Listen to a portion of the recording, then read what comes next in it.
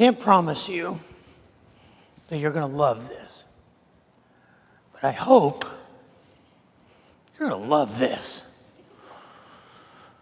You see, there's a problem. And the problem has to do with love, because we don't really understand what it means. We're reckless with it. We're confused by it. Just when we think we understand it, we realize how little we know about love. Love is one of the most dangerous concepts that we know.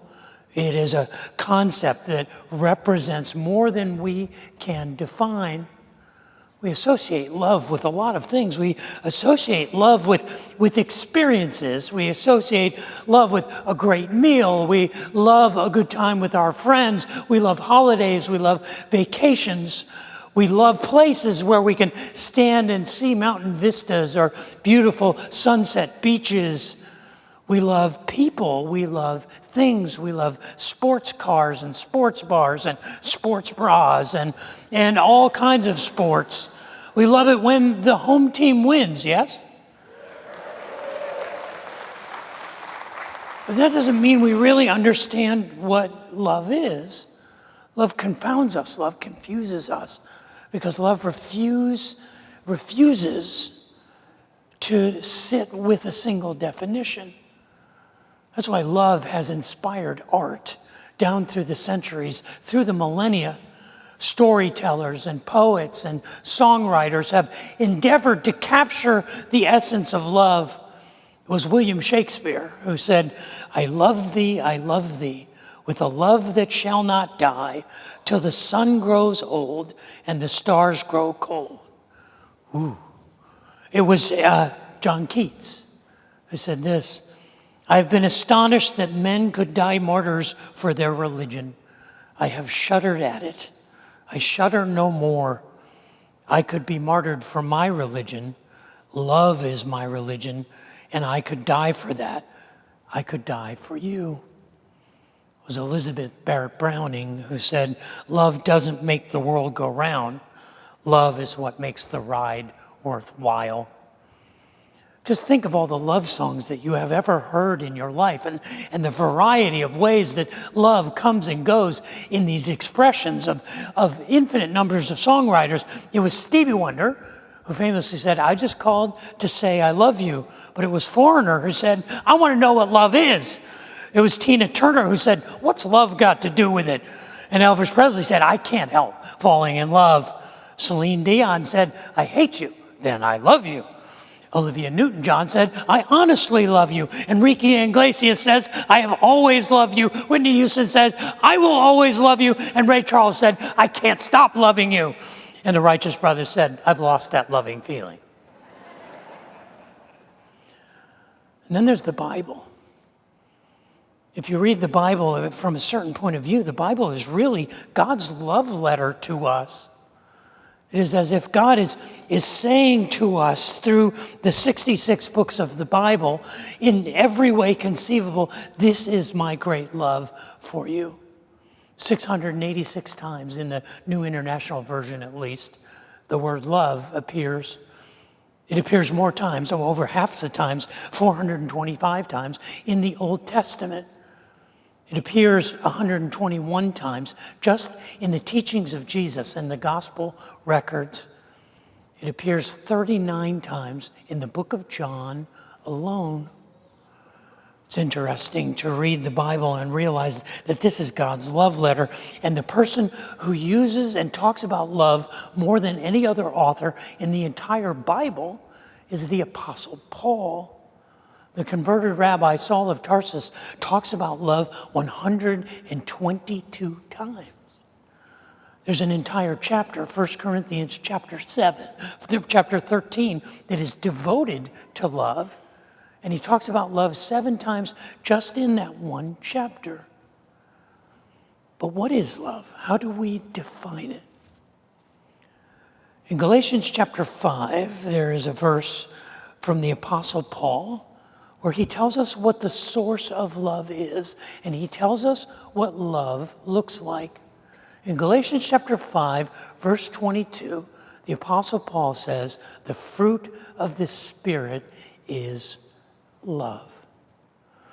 In other words, God's presence among us manifests itself in love. When we experience love, we experience the presence of God. Love and God are equated, and the fruit of that union is our experience of love. What I want to do in the weeks between now and Thanksgiving is I want to plumb the depths of the idea of love. What is love really all about? If love is a transforming thing, if love is a dangerous concept, I want to play with the nitroglycerin of love. And I want us to dig deep into the idea of how we can know and show love. It's a dangerous undertaking. It's a complicated undertaking. But it's my hope that you're going to love this. But before we go any further, would you pray with me? Father in heaven, I would ask that the words of my mouth and the meditations of my heart would be pleasing in your sight, that you would use your words spoken by your servant and anointed by your Spirit to remind us not just of your great love for us, but of your presence when we experience love and the power when we show it. Pray that for myself and for my family and for all of us here. For I ask that in Jesus' name. Amen. It was 16 years after the resurrection of Jesus that the Apostle Paul wrote his first epistle. He wrote a letter to the churches that he had founded in central Turkey. In the region of central Turkey, there was a province, a Roman province called Galatia. They had been declared a free province by the Roman emperor in 25 AD, and the cities of central Galatia prospered, and they were the first cities that the Apostle Paul went to on his first missionary journey to Iconium and Lystra and Derbe, and then to Pisidian Antioch in the north. The Apostle Paul had shared the gospel, the story of the resurrection of Jesus, with the people in these cities, and churches had sprouted up. And these assemblies of people who were learning about this new-formed Christian faith began to grow, but it didn't take long before they began to have problems. And the problem was that these churches were a homogenation of two very different groups of people. Many of them were Messianic Jews, people who had been raised in the synagogue, raised in Judaism, with all of its laws and rules and regulations and the identity that came along with them. Others of them came out of paganism and animism and atheism and from secular societies. And these two came together to find the hope and the love and the faith in the resurrection of Christ. And as the church came together, they began to find friction in defining how this love was to be expressed. The Messianic Jews began to say, well, there have to be rules. God is a God of rules. God is a God of expectations and laws. And so they said, if you are really going to be a follower of Jesus, you have to follow the rules. In other words, you can't eat bacon, and you have to honor the Sabbath, and by the way, you have to be circumcised, and all of these legal requirements are part of what it means to follow Christ. And the people who came out of atheism and agnosticism and pantheism that were saying, well, no, we can't, no. Why do we have to do that? And the Apostle Paul wrote them a letter because the future of the church was at stake. What is the nature of this union, of what brings people together to follow and to pursue Christ? And he said, it's by grace through faith that you have been saved. It is by grace alone. It's not of your works. It's not because of the law. It is by grace and grace alone. That is not because you are good enough. It is in spite of the fact that you are not. God's love overwhelms us. But the problem was we need rules. I need to know how I'm doing. I need a scorecard. I need a check and a balance. And so the Apostle Paul, in his letter to the Galatians, said the fruit of the Spirit is love. See, he was saying that there is a law that is above all other laws, and it is the law of love. But what does that mean? I mean, if we are to measure whether or not we are in relationship with God, if God is in relationship with us, if it's this ambiguous concept of love, what does that mean? The problem is that, you see, love is a paradox.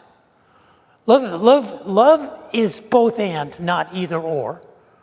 Love is both emotional and intellectual. Love is both a reaction and a decision.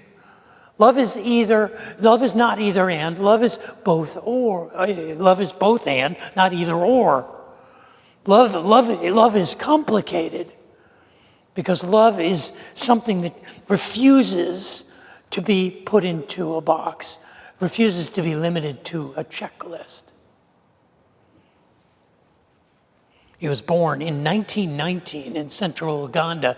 He was born as a prince, a tribal Ugandan prince. His name was Festo Kivengere. And Festo Kivengere was an unusual young boy, and he had this desire to learn about the world around him. He was raised in a culture where it was not masculine to learn to read and write. That was women's work in the world that he was raised in.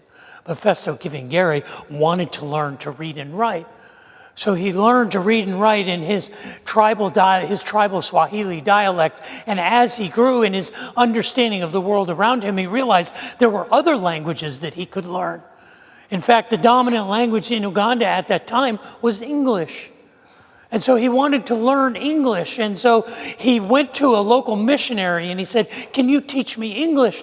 And the missionary said, "I can do that." And he said, "Do you have anything that I can listen to so I can learn how to speak English?" And the missionary gave him recordings of a young evangelist named Billy Graham. And so Festo Kivengere listened over and over and over to the messages of Billy Graham, perfecting his English. And as a byproduct, he came to faith and was converted to Christianity. And being this aggressive and type A personality, Festo Kivengere wasn't enough for him just to have faith in Christ. He wanted to serve Christ. He wanted to be in the ministry. And at that time in Uganda, the dominant Christian denomination was Anglican. And so Festo Kivengere enrolled in an Anglican seminary and graduated from seminary and became an Anglican priest. And in 1963, he was appointed the Bishop of Kingere, Uganda. His church flourished there and his ministry flourished. But in 1971, an Ugandan military general staged a coup d'etat and declared himself the president of Uganda. His name was Idi Amin. Idi Amin began a persecution of anyone who was not blindly obedient to him. Amnesty International estimated after the 9-year reign of terror of Idi Amin that between 500,000 and 800,000 Ugandans had been killed and tortured by Idi Amin. Sometimes more than 100 people were killed every single day. It was on January the 31st, 1977, a Sunday morning, that Bishop Festo Kivengere preached a message in his church. And he called for the peace in Uganda. He called for a restoration of sanity. And when Idi Amin heard about this message that Festo Kivengere was preaching, he had all of the Anglican bishops and priests in Uganda arrested and put in prison. His intention was to keep them there and torture them, but the public outcry was so great that after a few weeks, he released them back to their congregations with a stern warning. And he amplified that warning by killing the archbishop, who was Festo Kivengere's best friend, Janini Luwum. It was an accident, they said. But Festo Kivengere's congregation rallied around him and said, "You have to flee for your life." And so they smuggled him out of Uganda into Kenya with his wife and his 4 children. And while while Festo Kivengere was in exile in Kenya, he wrote a book. And the title of his book is I Love Idi Amin. Remarkably enough, he made the case for forgiving Idi Amin. In his book, he wrote this: if Christ was willing to forgive those who persecuted him, I can do no less. In fact, I believe that the one thing Idi Amin can never take away from me is the choice to love. See, love doesn't make sense. Love doesn't fit into categories. Love is a paradox. It is not just a both and. It is beyond our understanding. We live in a world that robs us of love, that encourages hate, that encourages division, that amplifies either or, that separates us one from another. It is only love that allows us to have a choice of something different. And I know life is a struggle, and we all know that life is hard and unjust and unfair, but is that where we stay? Do we stay imprisoned in our own bitterness, in our own shame, in our own guilt? You see, love is a paradox. Love thrives in an environment that encourages us to the opposite. But love is also messy. Love is messy because it changes, it evolves. Love is different for me than it is for you. Love means a different thing in different contexts. Love is very different for a 15-year-old boy than an 85-year-old man. Love evolves over life. Love changes in circumstances. Love is different between a husband and a wife than it is between neighbors, between friends, between coworkers. Love exists in all of those areas, but it morphs and it evolves and it defines itself differently in different situations. It finds itself expressed differently at different times and different seasons in our lives. For example, if you ask a child to define love, you'll get some answers like this.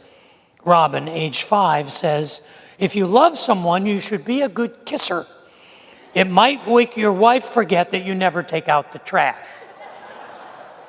Jessica, age 8, said this is how you define love. You really shouldn't say I love you unless you mean it. But if you mean it, you should say it a lot. People forget. Greg, age 7, said, love is the most important thing in the world, but baseball is pretty good too. Dave, age 8, said, love will find you even if you are trying to hide from it.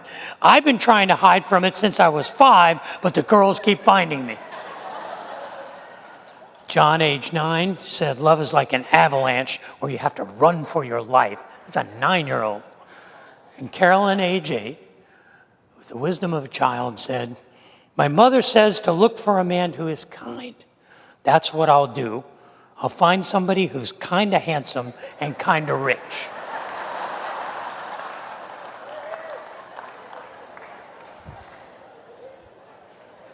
Love changes throughout our life. It evolves. It is handmade. We experience it differently between each person, and we express it differently in different circumstances.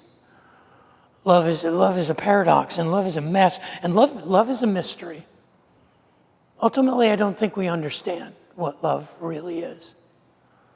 We can't really define it. We like to sing about it, we like to write poems about it, and we like to put adjectives and attributes on it, but we never really do understand what it is.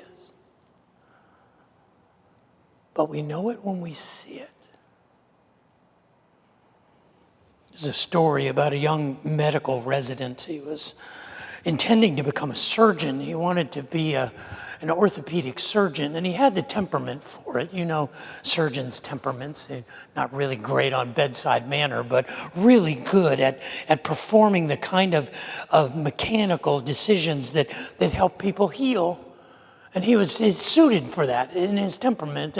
But as part of his medical training in his residency rotation, he was assigned to be the general care physician in a retirement community. And his story says that one day he was on duty in the clinic in the retirement community. It was 8:30 in the morning, and a man came in, and he had a gash in his thumb that had been sutured closed a few weeks before. And the man came in, he said, "I'd like to get the sutures out. It seems to have healed fine, but I have to be out of here fairly quickly because I have an appointment at 9 a.m. And the doctor looked at him and said, "Okay, well, we can probably take care of you. It may take a little longer than a half an hour. I'll get a PA, I'll get a nurse in here, and we'll take care of you, but we can't do it right away." He said, "Well, you don't understand. I have to be at a meeting at 9 a.m. He said, what is so important?" He said, "Well, I'm meeting my wife for breakfast at 9 o'clock. And he said, well, your wife won't mind if she's late. Where is she?" He said, "Well, she's across the street in the memory care unit." And the doctor looked at him and he said, "Well, she won't even know that you're late then." And he looked at him and he said, "But I'll know." The doctor pressed into it further and he said, "Well, how long has she been in the memory care unit?" "Well, she's been in there over a year. In fact, it's been at least 2 years that she doesn't even recognize me." And the doctor says, "Well then, you don't need to be in a hurry if she doesn't even know who you are." And the man looked at him and he said, "She doesn't know who I am, but I know who she is." You see, we may not be able to define love. We may not be able to categorize it. We may not be able to say, here's the checklist for love, but we know it when we see it. And I would dare to say that we know it when we show it. Love is a mystery, and love is a complicated thing. It's a messy thing, and it's a paradox. But we know love when we see love. That's why the Apostle Paul in Galatians chapter 5 says, "The fruit of the Spirit, the evidence of the Spirit of God at work in a person's life is love." Grammatically, it's singular. It's not fruits, it's just fruit. The word love is the fruit of the Spirit. The words that come after it, patience, kindness, goodness, gentleness, faithfulness, self-control, are adjectives that describe love. The fruit of the Spirit is love in all its forms. This is what the Apostle Paul was encouraging the church to have as its law above all other laws. As the church in Galatia was tearing itself apart, trying to decide what it meant to be a true follower of Jesus, Paul says it only means one thing: love. That is the distinctive of your community. This is exactly the message of the Bible. The message of the Bible is that God's great love for us is written in every book. In fact, in the book of John, in 3 chapters, chapters 13, 14, and 15, John talks about love. Jesus talks about love 16 times. In John chapter 13, he says, "All people will know that you are my disciples if you love one another." In John chapter 14, he says, "If you love me, you will keep my commands." And in John chapter 15, he said, "This is my command, that you will love one another." See, this is what we're here for. We are not here to be against something. We are here to be for something. We are here to be for love. We're not here to be against it. You may not realize it, but you are sitting among people who are different than you. But we all have the capacity to love and the need to be loved. That's the beauty of a community like that. That's the beauty of this. It was in the year 1096 AD, 1096 AD, in the city of Worms, Germany. There was a Rabbi Meyer ben Yitzhak Nahorai, And he was writing a work. His lifetime's work was to create a poem, a Hamadah, that could be read at the festival of Shavuot every year in his synagogue there in Worms, Germany. And it was going to be a Hamadah that celebrated the greatness of God's love. And he worked on it his entire life until the spring of 1096 AD. And then at the Feast of Shavuot, they chanted through this magnificent poem of the love of God by Rabbi Nachori. It was just a few months later that the Crusaders came through Germany and persecuted all of the Jews and burned down their synagogues. And the poem that Rabbi Nachori had written, celebrating the greatness of God's love, was lost for almost 1,000 years. It was in the year 1917 that a German Presbyterian songwriter named Friedrich Lehmann came across a Hebrew scroll that had been found in the archaeological digs of the city of Worms. He began to translate the Hebrew into German and realized the beauty of this celebration of God's love. He then translated the German into English and set it to music. It's a hymn called The Love of God. And the last stanza are the words of the rabbi from 1096. It says, "Could we with ink the ocean fill, and were the skies of parchment made, were every stalk on earth a quill, and every man a scribe by trade, to write the love of God above would drain the ocean dry, nor could the scroll contain the whole, though stretched from sky to sky." See, we could exhaust the English language. We could exhaust every metaphor and every simile, every illustration, every adjective possible, and never comprehensively describe and fully encase what love is. There will never be a day when someone is writing a song and they write a love song lyric and they go, well, that's it. No more love songs. There won't be a day when a novelist is writing a love story and they get to the end and they go, oh, that's the end. No more love stories. Every expression in our beings continues to pursue this. Not just the reality of the experience of love, but what it means when love goes wrong and when love is lost. There's no one who does this better than country musicians. I mean, there are some great country songs. Like, there's a country song, the title of which, this is an actual country song, it says, "If the phone doesn't ring, it's me." Or, "You're the reason our kids are so ugly." Or, "The last word in lonesome is me." Or, "I keep forgetting I forgot about you." Or, "Ever since I said I do, there's a lot of things you don't." Or, "Next time you throw that frying pan at my face ain't going to be there." Or somebody told me this morning, there's a country song called "Get Your Tongue Out of My Mouth because I'm Kissing You Goodbye."